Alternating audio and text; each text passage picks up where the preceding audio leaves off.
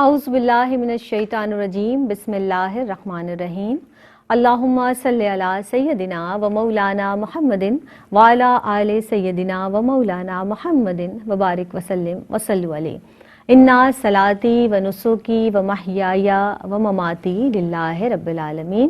السلام علیکم ورحمۃ اللہ وبرکاتہ۔ میری پہچان کی ایک نئی ایپیسوڈ کے ساتھ آپ کی میزبان سیدہ زینب حاضر خدمت ہیں۔ جناب، ہم جس طرح گفتگو کرتے ہیں اور اپنے بڑوں سے ہم نے سیکھا کہ جب بھی کوئی بات کی جائے تو جب ہمیں کوئی بڑا ہمیں کوئی نصیحت کرتا ہے تو ہمارا دل چاہتا ہے اور ہمارا فرض ہے کہ اس نصیحت کو اپنے اندر جذب کیا جائے اور پھر اپنے عمل سے اس کو ظاہر کیا جائے۔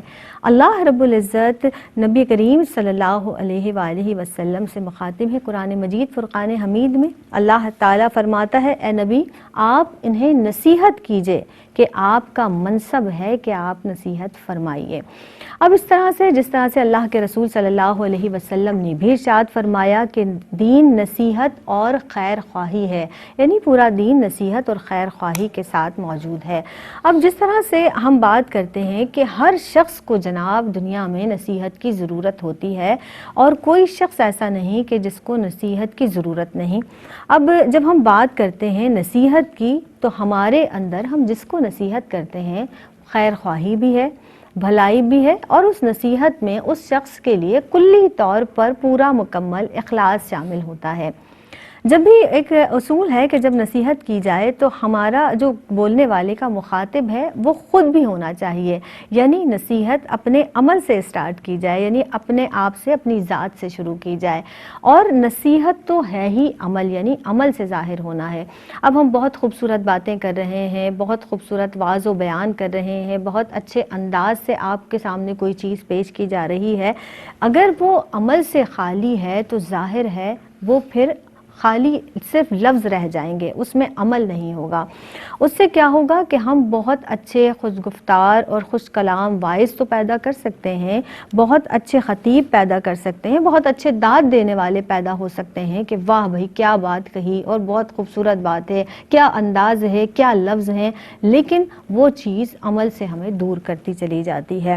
اب جس طرح سے ہم بات کرتے ہیں کہ ادائیگی کی یا بیان کی، تو نصیحت ہمیں کس طرح کرنی ہے، کیا انداز ہونا چاہیے، کس کو نصیحت کریں، کس انداز سے کریں، یہ ساری چیزیں انشاءاللہ تعالیٰ آج کے اس پروگرام میں ڈسکس کی جائیں گی۔ یعنی آداب کیا ہیں نصیحت کے، نصیحت کی ضرورت اور اہمیت آج کا ہمارا عنوان ہے، اور یہ عنوان لے کر آپ کی خدمت میں ہم حاضر ہوئے ہیں۔ جناب، ہم آج اس بات کو ضرور فوکس کریں گے کہ نصیحت سے ہمیں کیسے فائدہ حاصل کرنا ہے، کیسے ہم فائدہ اٹھا سکتے ہیں۔ مہمان شخصیات ہمارے ساتھ موجود ہیں، اور ایسی شخصیت واقعی جن کی باتیں ایک نصیحت کے ساتھ ساتھ ایک عمل کی صورت بھی ہیں۔ مجھے ہمیشہ ان کی باتوں سے بہت اچھا بھی معلوم ہوتا ہے اور ایک الگ سی جو ہے کیفیت پیدا ہو جاتی ہے۔ ہمارے ساتھ سعدیہ انصاری صاحبہ موجود ہیں، سلام پیش کرتے ہیں۔ السلام علیکم ورحمۃ اللہ وبرکاتہ۔ کیسی ہیں آپ پاپا؟ الحمدللہ۔ اور ان کے ساتھ جو ایک شخصیت، ان کا جو داغانہ انداز ہے، نوجوان نسل کی نمائندہ ہیں، تو ان کی بھی باتوں میں یوں بھی اثر ہے کہ نوجوان بچیاں انہیں بہت ذوق و شوق سے دیکھتی ہیں، تو ایک الگ تاثر پیدا ہوتا ہے ان کی گفتگو میں۔ زرمینہ ناصر صاحبہ ہمارے ساتھ موجود ہیں، ویلکم کرتے ہیں۔ السلام علیکم ورحمۃ اللہ وبرکاتہ۔ مزاج بخیر ہے جناب؟ آپ دونوں کو خوش آمدید کہتے ہیں میری پہچان میں، اور وقت بالکل ضائع کیے بغیر ابتدا کر لیتے ہیں۔ سوال میرے پاس موجود ہیں۔ سعدیہ انصاری صاحبہ، یہ سب سے پہلے ارشاد فرما دیجئے کہ نصیحت کی ضرورت اور اہمیت، اس پر آپ روشنی ڈال دیجئے۔ اعوذ باللہ من الشیطان الرجیم، بسم اللہ الرحمن الرحیم، والصلاة والسلام علی سید الانبیاء والمرسلین۔ نصیحت کی اہمیت جو ہے قرآن مجید فرقان حمید میں بیان فرمائی گئی ہے، نیکی کو پھیلانا، برائیوں سے روکنا، اور اس میں ہمیں سورہ آل عمران کے اندر نظر آتا ہے کہ ہمیں اللہ تبارک و تعالیٰ نے خیر امت فرمایا ہے سورہ آل عمران میں کہ تم بہترین امت ہو جو لوگوں کو نیکی کا حکم دے اور برائیوں سے روکے۔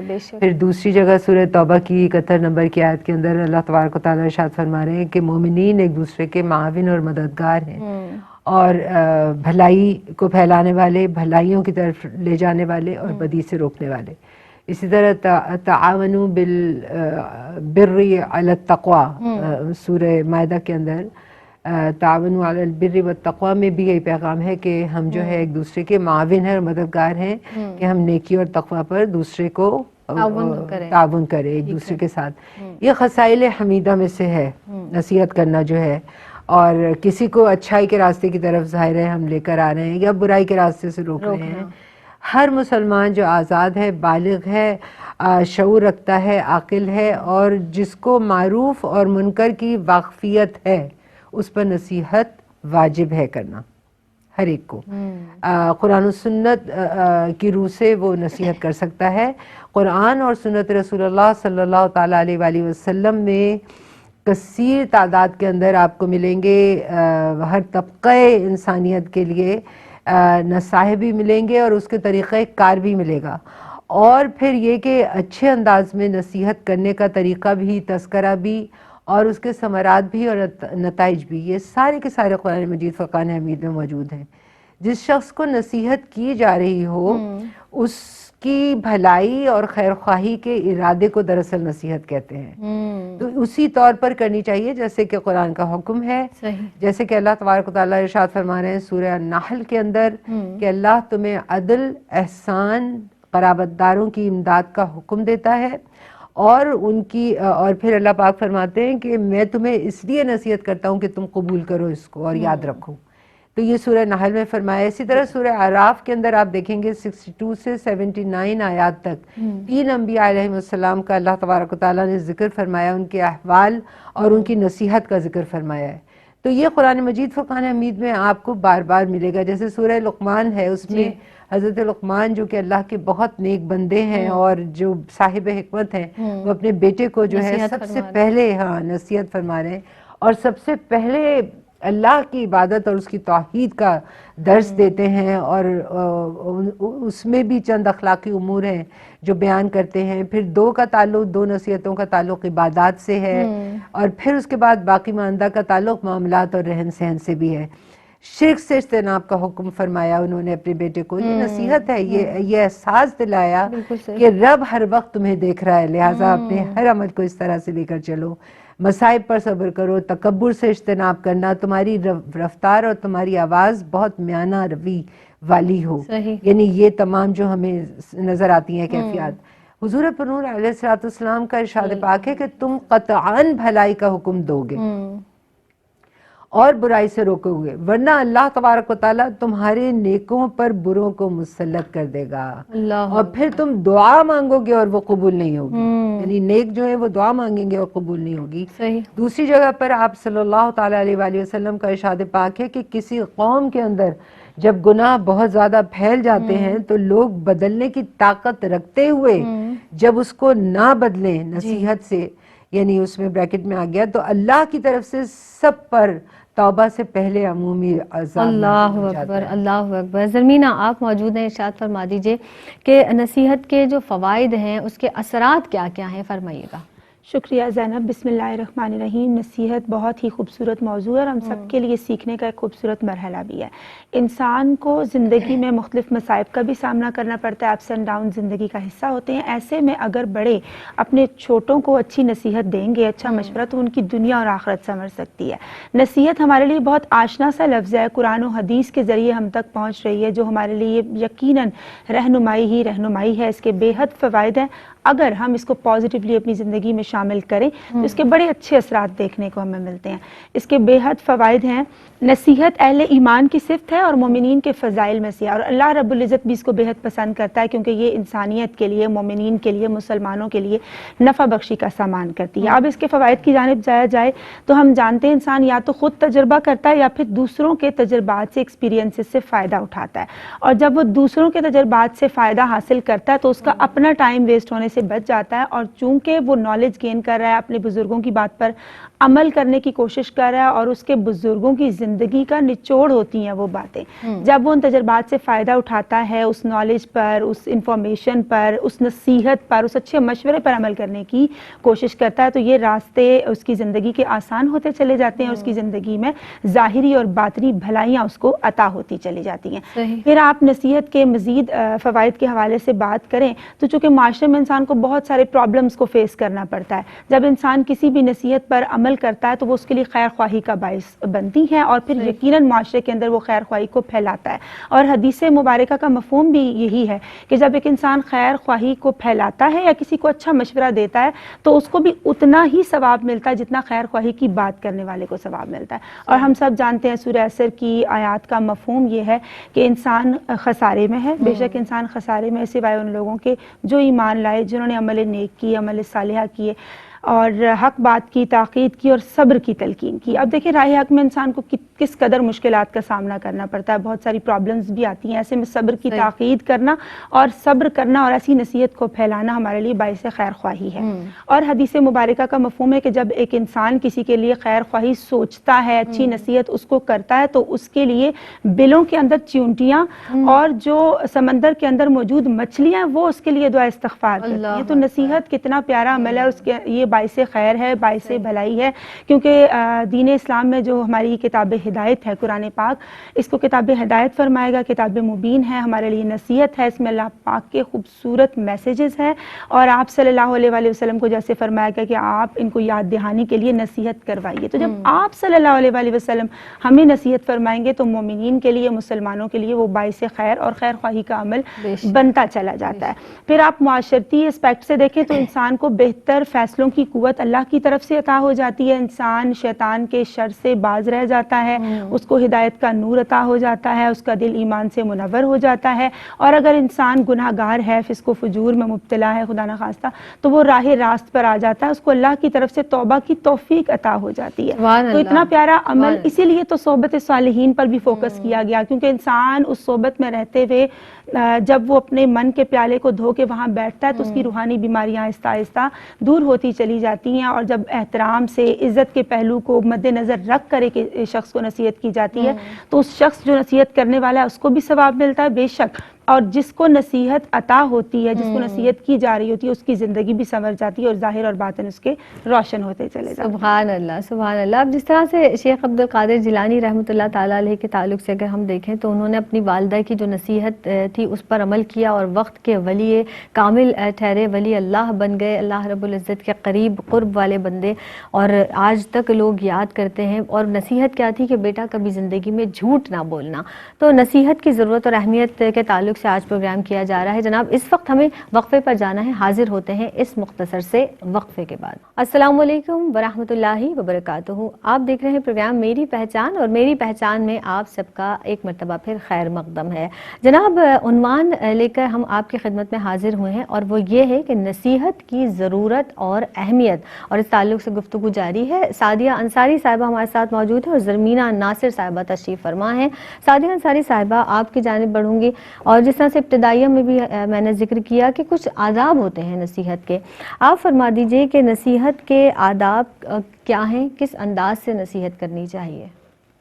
بالکل زینب, ہر چیز کے ادب اور آداب ہمارے دین نے ہمیں دیے ہیں بے شک, اور یہ سب سے اہم باب ہے حضور پرنور آقا دو جہان صلی اللہ تعالیٰ علیہ وآلہ وسلم کا انداز نصیحت کس قدر حسین, دلکش اور دل موہ لینے والا ہوا کرتا تھا, جس میں موقع کی مناسبت اور نزاکت دیکھتے ہوئے پھر آپ جو تھے سامنے والے کو نصیحت کیا کرتے تھے. اور آپ کی عادت مبارکہ یہ تھی کہ جب کسی کی کوئی بات ناگوار آپ کو معلوم ہوتی تھی تو آپ بہت ہی نرم لہجے کے اندر یہ ارشاد فرمایا کرتے تھے کہ اس کو کیا ہو گیا کہ یہ ایسے ایسے کر رہا ہے, یہ ایسے ایسے بول رہا ہے. اللہ, تو یہ حسین انداز تھا حضور پرنور علیہ الصلوۃ والسلام کا. جیسے جسمانی صحت کے خراب ہونے کی شکل میں ہمیں دوا کی ضرورت ہوتی ہے, بالکل اسی طرح سے معاشرتی صحت یا گھریلو ماحول جو ہے اس کی صحت کے لیے بھی جو ہے نصیحت ایک بر وقت کرنا اور اس کو قبول کروانا یہ بہت ضروری ہے کہ یہ ہم کریں اور اس کو پھیلائیں. نصیحت کے جو آپ نے پوچھا ہے کہ کیسے مؤثر بنایا جائے, اس کے آداب کیا ہونے چاہیے, اس میں سب سے پہلے جو آپ کے سامنے شخص ہے اس کی ذہنی سطح کو آپ کو اپنے ذہن میں رکھنا ہے کہ وہ کس مینٹلی کس لیول کے اوپر ہے, جس کے حساب سے اس کو, یہ سب سے پہلی چیز ہے. آپ یہ دیکھیے کہ انبیاء علیہم السلام نے اللہ کی دعوت دین پہنچانے کا جو اہتمام کیا اور جو انداز نصیحت اختیار کیا وہ سارا کا سارا حسنہ کا معیار بن کے ہمارے سامنے آیا. تو قرآن پاک میں جس طرح سے نصیحت کرنے کا حکم ہے وہ حسنہ ہے، اللہ کے راستے کی طرف کا جو حکم ہے وہ انداز نصیحت وہ حسنہ کا ہونا اس میں ضروری ہے. تو سب سے پہلے ہم نے ذہنی سطح دیکھی، دوسرے کی اس کا مینٹل لیول دیکھا اور اس کے حساب سے گفتگو ہم نے کی. دوسری چیز جو ہے وہ اس کی نفسیات کو بھی دیکھنا ہے ہمیں، کہ اس کی نفسیات کو سمجھتے ہوئے کس ماحول کا پروردہ ہے وہ، اس کے گھر کے اندر کس قسم کا ماحول ہے، یا جس تعلیمی ادارے میں وہ جا رہا ہے وہ کیسا ماحول رکھتے ہیں، اس کے حساب سے بھی ہمیں دیکھنا ضروری ہے. اور اس کے حساب سے جب ہم نصیحت کریں گے تب اس کے دل اور دماغ پر اثر کرے گی. صحیح. نمبر 3 جو پوائنٹ آتا ہے اس کے اندر وہ یہ ہوتا ہے کہ لوگوں کی طبعی کیفیات کیسی ہیں، اندر جو ان کی کیفیات ہیں. جیسے اگر آپ کسی بیمار کو نصیحت کر رہے ہیں تو بجائے یہ کہ آپ اس کو اس کی بد پرہیزیاں گنانے لگیں اور اس کی اوقات کار کے اندر مختلف ایسے باتوں کا ذکر کریں کہ تم نے یہ غلط کر دیا، وہ غلط کر دیا، بد پرہیزی کر دی، اس لیے تمہارا بلڈ شوگر اتنا ہائی ہو گیا انسان. تو اس کے بجائے خاص طریقے سے، کیونکہ وہ پھر اس بات کو اور زیادہ ڈپریسو ویو کے اندر لے جائے گا. اسی طرح سے بیمار کو دعا دینے کے بجائے آپ مطلب مالی نقصان اگر کسی کا ہو گیا ہے تو آپ اس کو جو ہے اس کی غلطیاں جو ہے گنانا شروع کر دیں، تو یہ طریقہ نہیں ہونا چاہیے. اچھا، تیسری چیز جو ہے کہ یہ جانے کہ اگر ہم نصیحت غلطی کا احساس دلانے کے لیے ہی کر رہے ہیں اور آئندہ تاکہ وہ اس سے بچتا رہے، تو ہمارے لہجے کی نرمی بہت ضروری ہے.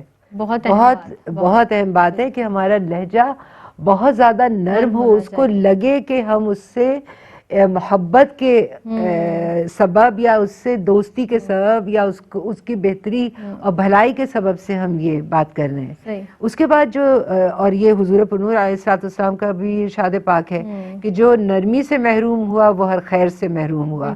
تو لہجے کی اور الفاظ کی چناؤ اور نرمی جو ہے وہ بہت ضروری ہے. پھر موقع محل کا چناؤ، موقع محل کی جگہ کا خیال رکھنا بہت ضروری ہے. آپ ہر جگہ ہر ایک کو نصیحت نہیں کر سکتے. تنہائی میں نصیحت کرنی ہے، لوگوں میں نصیحت نہ کریں. اور ام درداء رضی اللہ تعالیٰ عنہ روایت کرتی ہیں کہ جس نے بھائی کو لوگوں میں نصیحت کی اس نے گویا اس کو ذلیل کیا، اور جس نے تنہائی میں نصیحت کی اس نے گویا اس کو مزین کیا.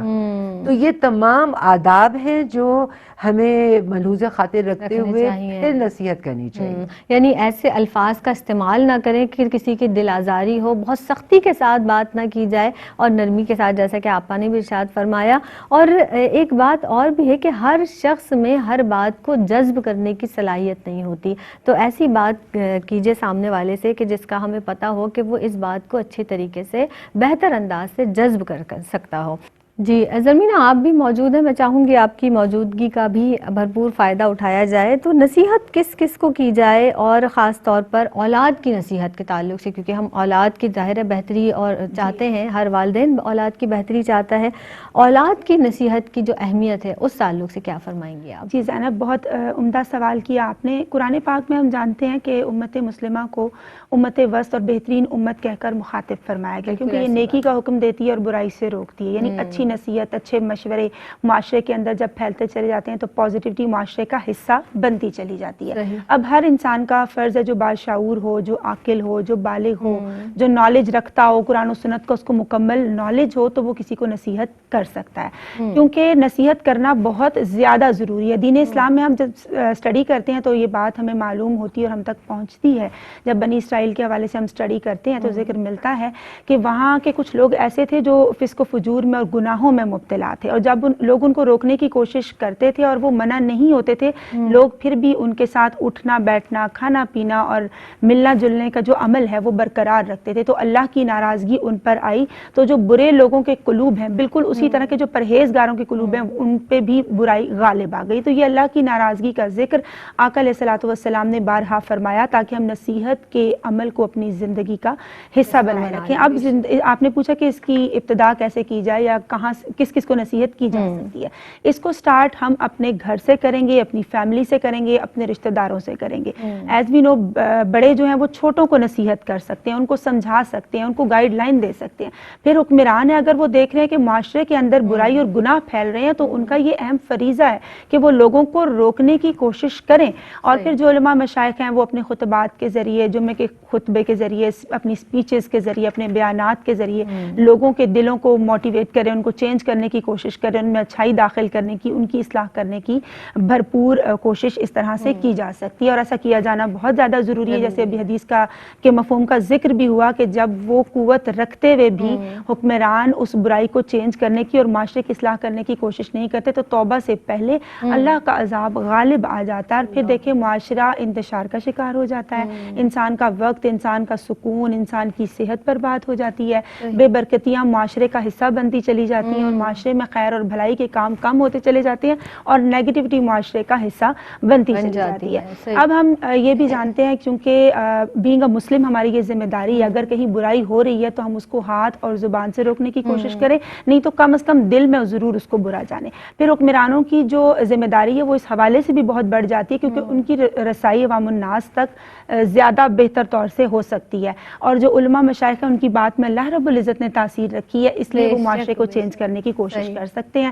سو یہ ہماری اٹموسٹ ڈیوٹی ہے کہ معاشرے کے اندر, ماحول کے اندر, ایٹماسفیئر کے اندر جہاں ہماری بات کا مان رکھا جاتا ہے, جہاں ہماری بات سنی جاتی ہے, وہاں ہم اچھائی اور بھلائی کی دعوت ضرور دیں کیونکہ قرآن پاک کی روشنی میں یہی لوگ فلاح پانے والے ہیں جو لوگوں کو نیکی کی سمت بلاتے ہیں اور برائیوں سے روکتے ہیں. اب آتے ہیں آپ کے سوال کے دوسرے حصے کی جانب.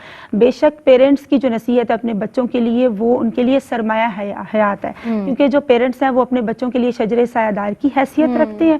وہ ان کو سکھاتے ہیں, اپنے بچوں کو سمجھاتے ہیں, ان کو ان کی زندگی کی ہر فیلڈ کے اندر ان کو موٹیویٹ کرتے ہیں اور جہاں ان کو کریکشن کی ضرورت ہو ان کی اصلاح بھی کرتے ہیں. پھر اساتذہ کے بھی ہم تھوڑا سا ذکر کر لیتے ہیں کہ جب اساتذہ اپنے اسٹوڈنٹس کو پڑھا رہے ہوتے ہیں تو وہ صرف نالج اور انفارمیشن نہیں دے رہے ہوتے بلکہ ان کی ایک مکمل تربیت بھی کر رہے ہوتے ہیں. پھر یہاں میں ضرور بات کرنا چاہوں گی کہ اگر چھوٹے عمر میں چھوٹے اپنے بڑوں کی اصلاح کرنا چاہتے ہیں تو ان کو چاہیے کہ وہ سب سے پہلے خود باعمل ہو, باکردار ہو, باشعور ہو, ان کو مکمل نالج ہو اور اخلاص سے نیت کے ساتھ اللہ کی رضا اور خوشنودی کو مد نظر رکھتے ہوئے جب وہ اپنے بڑوں کی اصلاح کرنے کی کوشش کریں گے تو یقیناً یہ خوبصورت عمل پایا تکمیل کو پہنچے گا. اور والد جو سب سے عمدہ چیز اپنے بچوں کو دے سکتا ہے وہ اس کی تربیت ہے. اور ایز وی نو جو ماں کی گود ہے وہ بچے کی پہلی درس گاہ ہوتی ہے, تو والدین کا خود باعمل ہونا بھی بہت زیادہ ضروری ہے تاکہ بچے ان کی نصیحت کو سنیں. پھر بچے کی نفسیات کے اکارڈنگ, اور جیسے کہا گیا کہ تنہائی میں اس کو نصیحت کرنا بہت ضروری ہے. حضرت ابو داؤد سے روایت ہے, مروی ہے کہ آپ نے فرمایا کہ اگر کسی کو محفل کے اندر نصیحت کی گئی تو گویا اس کی شخصیت کو بگاڑ دیا گیا, لیکن اگر تنہائی میں نصیحت کی گئی تو گویا اس کو سنوار دیا گیا. اور حضرت ابوبکر صدیق رضی اللہ تعالیٰ عنہ نے امیر لشکر کو فرمایا تھا کہ ہمیشہ مختصر نصیحت کرو کیونکہ وہ بڑی جامع بھی ہوتی ہے اور وہ انسان کو الفاظ یاد بھی رہ جاتے ہیں, اور اثر بھی ہوتی ہے. بے شک ایسا ہی, اور فیض بھی حاصل ہوتا ہے. تو جیسے میں نے بات کی کہ والدین کا باعمل ہونا پہلے بہت زیادہ ضروری ہے اور ان کا مکمل نالج ہونا, کیونکہ حضرت لقمان کے حوالے سے بڑی خوبصورت گفتگو ہوئی. آپ کو اللہ رب العزت نے علم و حکمت سے نوازا تھا. ایک مرتبہ جب آپ کو حکم دیا گیا کہ آپ بکری کو ذبح کریں اور اس کے 2 اچھے حصے نکال کے لائیں تو آپ نے زبان اور دل نکال کر لائے, اور جب برے حصے لانے کی جانب اشارہ کیا کہ تب بھی زبان اور دل لے کر آئے کہ اگر یہ اچھے ہوں گے تو ماحول اچھا ہوگا, اچھائیاں پھیلیں گی, اور یہ دونوں برے ہوں گے تو پھر برائیاں ہی پھیلیں گی. اور جس طرح سے آپ بات کر رہی تھی زرمینہ کہ ظاہر ہے والدین بہترین خیرخواہ ہوتے ہیں اپنی اولاد کے, اور جو مشورہ یا جو نصیحت اپنی اولاد کو والدین دیتے ہیں, کیونکہ کسی بھی منصب پر, کسی بھی مرتبے پر اور والدین سب سے زیادہ خوش ہونے والی جو شخصیت ہوتی ہیں اولاد کی ترقی کے حوالے سے وہ والدین ہی ہوا کرتے ہیں. جناب اس وقت مجھے جانا ہے ایک وقفے پر, حاضر ہوتے ہیں اس مختصر سے وقفے کے بعد. السلام علیکم ورحمۃ اللہ وبرکاتہ. میری پہچان میں ایک مرتبہ پھر آپ سب کو خوش آمدید کہتے ہیں. آج جو جناب عنوان لے کر آپ کی خدمت میں حاضر ہوئے ہیں وہ ہے نصیحت کی ضرورت اور اہمیت, اور اس پر بہت خوبصورت گفتگو کے لیے جو مہمان شخصیات آج کے پینل میں ہمارے اسٹوڈیو میں تشریف رکھتی ہیں محترمہ سعدیہ انصاری صاحبہ اور محترمہ زرمینہ ناصر صاحبہ. نصیحت کے تعلق سے اس کی اہمیت, پھر اس کے فوائد پر بھی بات کی. ہم نے بات کی کہ کس طرح کے آداب آداب ہیں کس طرح کی جائے نصیحت، تنہائی میں کی جائے، اچھے الفاظ سے کی جائے. اور والدین کے تعلق سے بھی ہم نے جناب بات کی کہ بہترین خیر خواہ ہمارے والدین ہوتے ہیں، تو جو وہ نصیحت کریں گے ہماری بھلائی کے لیے.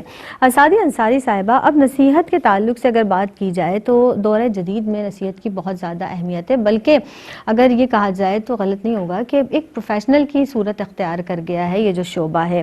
اب آپ اس کے جو فائدے ہیں، جو بہت زیادہ فائدے بھی اس کے سامنے آئے ہیں، میں چاہوں گی کہ اس تعلق سے آپ کلام کیجئے، کیا فرمائیں گی؟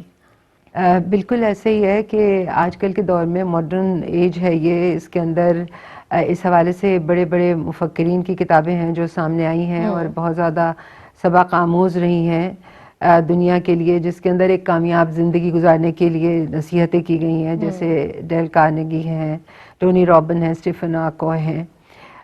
فی زمانہ جو آپ بات کر رہی ہیں کہ آج کل جو موٹیویشنل اسپیکرز ہیں، آج کل جو ہم دیکھتے ہیں سوشل میڈیا کے اوپر اور انٹرنیٹ کے اوپر، در حقیقت اس نے نصیحت ہی کی شکل اختیار کر لی ہے. عظیم الشان مطلب ایک کیفیت مجھے نظر آتی ہے کہ جہاں جو لوگ بہت ہی سست روا ہوتے ہیں یا بہت ہی زیادہ بے مقصد زندگی گزارے ہوتے ہیں، وہ اگر کبھی اس طرح کی وہ چیزیں دیکھتے ہیں ان کے اندر شوق پیدا ہوتا ہے، پھر وہ اور اس کی کڑیاں ملاتے ہیں اور دیکھتے رہتے ہیں، انرجی بھی پیدا ہوتی ہے. تو ان کو ایک لگتا، یعنی یہ ایک ایسی چیز ہے کہ اس کے اندر دوسرا انسان جو مایوسی میں گھرا ہوا ہے، جو بھٹکا ہوا ہے، گمراہ ہے، وہ یہ دیکھتا ہے کہ مجھے کوئی ہے جو بتانے والا ہے، اور یہی تو میں چاہ رہا تھا سننا. کیونکہ یہ جو تاریخ بتاتی ہے کہ انسان کو ہمیشہ سے گائیڈنس کی ضرورت رہی ہے، پہلے دن سے اس کو گائیڈنس کی ضرورت رہی ہے، اور آج یہ بہت انٹینس ہو گئی ہے، بہت شدت سے اس کی ضرورت محسوس کی جا رہی ہے. جس طرح سے جسمانی صحت خراب ہونے کی میں نے بتایا بھی کہ اس کے لیے دوا کی ضرورت ہوتی ہے، اسی طرح انسانوں کو بھی ایک اسی طرح کی دوا کی، یہ ایک میڈیسن کے طور پر بھی کام کرتی ہے، اور اس کو کرنا ضروری ہے. یہ ایک ایسا ٹول ہے نصیحت کرنا کہ جس سے انسان اپنے مقصد زندگی کو پا سکتا ہے. آج آپ دیکھیں گی زینب کہ زیادہ تر لوگ جو ہے وہ ایک بے مقصد زندگی گزار رہے ہیں. ہمیں خاص طور پہ ہم مسلمان جو ہیں، ہمیں ایک خاص مقصد دے کے اللہ تبارک و تعالیٰ نے اس دنیا میں بھیجا، جو سرکار دو عالم صلی اللہ تعالیٰ علیہ وآلہ وسلم نے اپنی سیرت طیبہ سے کہ ایک ایک موتی اور ایک ایک عمل سے ہمیں جو ہے وہ سکھایا ہے، تو موتی پرو دیے ہیں. تو آج کے دور کے اندر جو ہے ہم دیکھتے ہیں کہ مقصد کو ہم بھول گئے ہیں، نفسا نفسی کا دور ہے.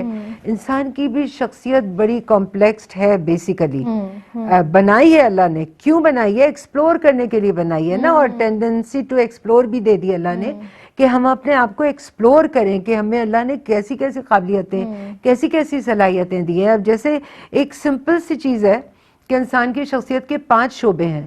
ایک اسپریچول ہے، روحانی، ایک مورل ہے، اخلاقی، ایک انٹلیکچوئل ہے، ذہنی، ایک فزیکل ہے، ایک ایستھیٹک ہے. تو یہ 5 شعبے جو زندگی کے ہیں، ان کو 5 کو ہمیں سنوارنا ہے، اور اس کی بیس ہماری جو کہاں سے شروع کریں. تو اگر آپ روح سے شروع کریں گے اپنی، تب کہیں جا کر آپ کی وہ جو شخصیت ہے نا وہ پھر پھلتی پھولتی ہے اور اس میں پھل نظر آتے ہیں. تو اگر حقیقتاً ہم اپنی زندگی چاہتے ہیں کہ کامیاب ہو تو ہمیں اپنا مقصد حیات سمجھنا ہوگا. میری پہچان جو ہمارے پروگرام کا نام ہے، ہمیں اپنی پہچان پہلے کرنی ہے تاکہ ہم آگے چلنے کا اور اپنی منزل مقصود تک پہنچ سکیں. تب ہم ایک بیلنسڈ شخصیت کے ساتھ اس معاشرے کے اندر زندگی گزار سکتے ہیں. تو اس کے لیے بہترین سورس جو ہے وہ قرآن و سنت ہے.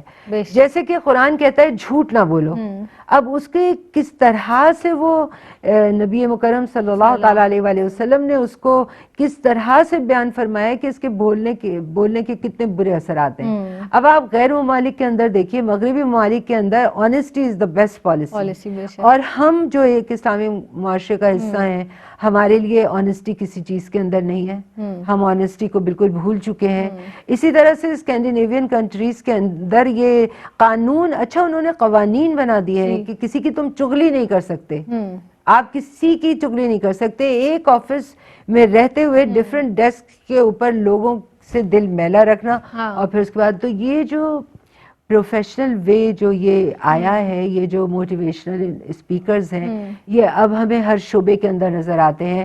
آفیسز میں، اسکولز میں کاؤنسلنگ ہوتی ہے مغربی ممالک میں، اسی لیے کہ وہ بندے کا لیول دیکھ کے اس کے ساتھ اس سے گفتگو کرتے ہیں، اس کی کیا خواہشات ہیں، وہ جانتا ہے کہ وہ کس پرپس سے اس دنیا میں ہے، اس کو کیا اچیومنٹس کرنے ہیں.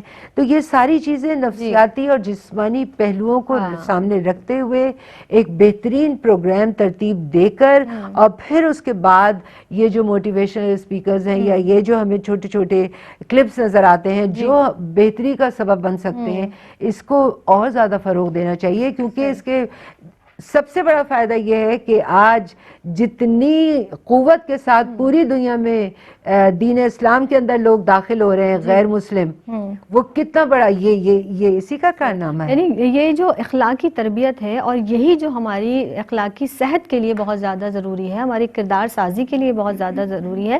اور آپا جیسا آپ نے ارشاد فرمایا، تو یہ جو منفی رویے ہیں ان باتوں سے ہمارے دور ہوتے ہیں اور ہم مثبت طریقے سے اپنے بیہیویئر کو پیش کرتے ہیں، پازیٹیو ہو جاتے ہیں. اور پازیٹیو لوگوں کی صحبت میں رہ کر آپ بہت اچھی انرجی اپنے اندر گین کرتے ہیں. آج کل صحبت کی طرف چونکہ توجہ نہیں ہے، تو یہ جو ہمیں نظر آتا ہے میڈیا کے اوپر جو کلپس ہمیں نظر آتے ہیں، تو اس سے بھی بہت لوگ فائدہ اٹھاتے ہیں نا. اس میں بھی وہ اپنا مینٹور مان لیتے ہیں اس شخص کو جو ان کو تعلیم دے رہا ہے. تو یہ اٹس ویری ہیلپ فل، اور یہ پازیٹیوٹی کی طرف لے کر جا رہی ہے. لیکن پھر بھی اس میں بھی بڑی احتیاط برتنے کی ضرورت ہے کہ آپ نے یہ جج کرنا ہے کہ کیا صحیح ہے کیا غلط ہے.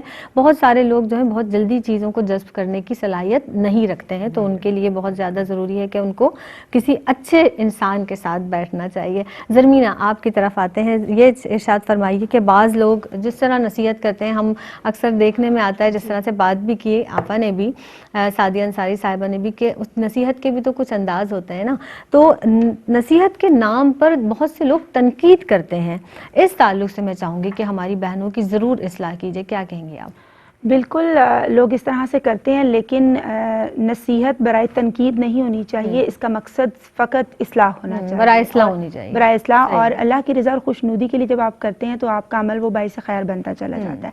ابھی جب اولاد کے حوالے سے بات ہو رہی تھی اور والدین کے تعلق سے، تو سوری ٹو سے فی زمانہ والدین کی نصیحت کے بجائے اولاد کی نظر والدین کی وصیت پر ہوتی ہے. تو نصیحت اور لیکچرز تو چلتے رہتے ہیں، بس ہمیں اپنی وصیت بتا دیجیے. تو اسباب ہدایت کے جو طریقے ہیں، جو اسباب ہیں اور جو تربیت کے طریقے ہیں، اس میں نصیحت کو بہت زیادہ امپورٹنس حاصل ہے. ہمیں چاہیے آپ صلی اللہ علیہ وسلم کے اسوہ کامل پر عمل پیرا ہوتے ہوئے لوگوں کو نصیحت کریں، خود اس نصیحت پر عمل پیرا ہونے کی کوشش کریں، اپنے جو ہمارے زیر اثر افراد ہیں ان کی اصلاح کا سامان کریں، کیونکہ بے شک کرم کی برسات ہوتی رہے گی جب تک ان کی بات ہوتی رہے گی، اور بنا لو دل میں ان کا گھر محمود، پھر ہمہ وقت ملاقات ہوتی رہے گی. اسی طرح سے جو مولانا روم کی اور شیخ سعدی کی جو حکایات ہیں اور جو نالج ہم تک پہنچا ہے، اس سے بھی انسان اخلاقی قدروں کی حفاظت کر سکتا ہے.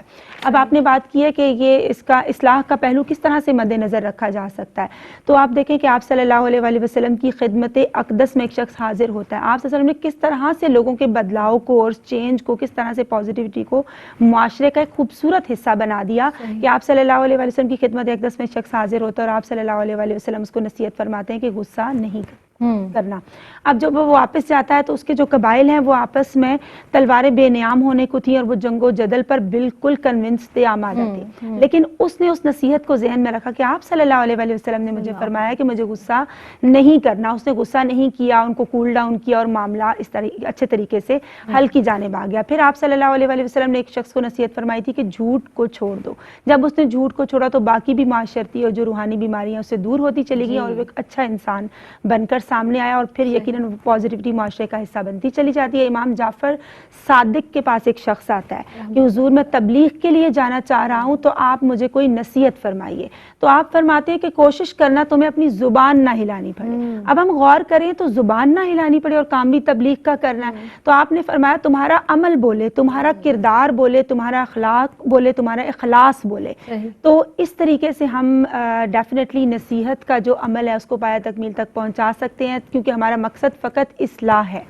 اور پھر ایک اور بڑا خوبصورت واقعہ ہے حسنین کریمین رضی اللہ تعالیٰ عنہ کے حوالے سے, کیونکہ آپ صلی اللہ علیہ وسلم کا جو براہ راست فیض ہے, جو تربیت ہے, وہ آپ کو ملی کہ ایک شخص ان کے سامنے وضو فرما رہے ہوتے ہیں اور اس میں ان کی ادائیگی درست نہیں ہوتی, غلطیاں ہوتی ہیں, تو آپ دونوں شہزادے ان سے فرماتے ہیں کہ آپ حضور ہم دونوں وضو کرتے ہیں تو آپ ہماری اصلاح فرمائیے گا, صرف ان کو سکھانے کی خاطر کہ اصلاح کے نقطۂ نظر سے. تو جب وہ وضو کرتے ہیں اور ان حضرت کو بھی اندازہ ہو جاتا ہے کہ یہ میری غلطی تھی اور اپنی غلطی کو درست کر لیتے ہیں, تو اس طرح سے یہ اصلاح کا کتنا خوبصورت پہلو ہمارے سامنے آ رہا ہے, ہمیں دیکھنے کو مل رہا ہے. پھر امام ابو حنیفہ کی کسی شخص نے برائیاں کی, غیبت کی, تو آپ نے اس کو تحائف بھجوائے باقاعدہ. اصلاحی پرسپیکٹو کی جانب نظر کریں, آپ نے اس کو تحائف بھجوائے کیونکہ تمہاری نیکیاں میرے نامہ اعمال میں آ گئی ہیں, اس لیے میں نے تم کو یہ تحائف بھیج دیے. تو اصلاح کا جو پہلو اس کو مد نظر رکھنا بہت ضروری ہے. بہت ہی پیارا انداز, اور جس طرح سے ہم پڑھ رہے ہیں اور بار بار ہم بات بھی کر رہے ہیں کہ نصیحت بہت اچھے انداز سے کرنی چاہیے, تو ہماری جو مہمان شخصیات ہیں ان دونوں کا انداز بھی بہت خوبصورت ہے. میں چاہوں گی کہ ان سے بھی کوئی لاسٹ میں ایسا میسج لے لیا جائے. جی آپ فرمائیے گا. بالکل, بہت خوبصورت موضوع رہا اور اس کی بہت شدید ضرورت ہے. ہم نے کچھ اپنی ینگ جنریشن کو پروانہ سے چڑھا لیا ہے کہ اب وہ نصیحت سننا بھی نہیں چاہتے. تو میں یہ گزارش کروں گی کہ آپ نے اپنا نصیحت کا عمل کبھی نہیں چھوڑنا ہے, اور آپ نے اپنی ذات کو ایک نمونہ بنانا کبھی نہیں چھوڑنا ہے. کہ بہت کچھ بگاڑ پیدا ہو چکا ہے لیکن اب بھی گنجائش ہے. میری پہچان دیکھنے والی جو بہنیں وہ آپ کی نصیحت کو سنتی ہیں. آپ ایسی کیا بات. جی زرمینہ آپ کیا فرمائیں گی؟ جی زینب, نصیحت کرنے والے کے ساتھ ساتھ نصیحت سننے والے پہ بھی ذمہ داری عائد ہوتی ہے کہ وہ نصیحت کو سنے اور اس پہ عمل پیرا ہونے کی کوشش کرے. حضرت ابوبکر صدیق رضی اللہ تعالیٰ عنہ کے قول کا مفہوم ہے کہ جب ایک انسان کو نصیحت کی جاتی ہے اور وہ اس کو ایکسیپٹ نہیں کرتا تو اس کا مطلب ہے اس کا دل ایمان کے نور سے خالی ہے, کیونکہ اللہ رب العزت نے تو ہمارے قلوب کو ایمان کے اور ہدایت کے نور سے روشن فرمایا. بے شک, سبحان اللہ. آپ دونوں مہمان شخصیات کی آمد کا بہت شکریہ ادا کرتی ہوں. آپ تشریف لائیں, سعدیہ انصاری صاحبہ, زرمینہ صاحبہ آپ تشریف لاتی ہیں, بہت ہی اچھا لگتا ہے. بس اس کے ساتھ ہی اپنی میزبان سیدہ زینب کو دیجیے گا اجازت. اور آخر میں جس طرح سے حضرت لقمان علیہ الصلوۃ والسلام کی جو بیٹے کی نصیحت تھی, بیٹے کو آپ نے جو نصیحت کی تھی, ان میں سے 2-3 ایسی باتیں ہیں جو پوائنٹ ہیں کہ بیٹا زبان کی حفاظت کرنا, اپنی نماز میں جب نماز کی ادائیگی ہو تو اس میں جو وسوسے آتے ہیں ان سے اپنی حفاظت کریں, یعنی ان سے دور رہیں. اور ایک بات یہ کہ اس کے ساتھ ساتھ یہ بھی ارشاد فرمایا کہ اپنی نظروں کی حفاظت کریں, اور ایک اہم بات کہ اپنے معدے کی حفاظت کریں. اور یہ بڑی اہم بات ہے کہ اپنے معدے میں آپ جو کچھ اپنے پیٹ میں جو نوالا ڈال رہے ہیں وہ کیسا ہونا چاہیے, آپ کہاں بیٹھے ہیں, کتنا کھانا ہے, آدھا پیٹ کھائیں تاکہ عبادتوں میں خلل نہ پڑے, حلال رزق کا اہتمام کریں. وہ تمام چیزیں اس ایک چھوٹے سے جملے میں پوری کائنات سمٹ کر آ جاتی ہے, آپ یقین جانیں. تو ان باتوں پر عمل کیجئے. اللہ رب العزت مجھے, آپ کو, ہم سب کو عمل کی توفیق عطا فرمائے. اس کے ساتھ ہی مجھے دیجیے گا اجازت. فی امان اللہ.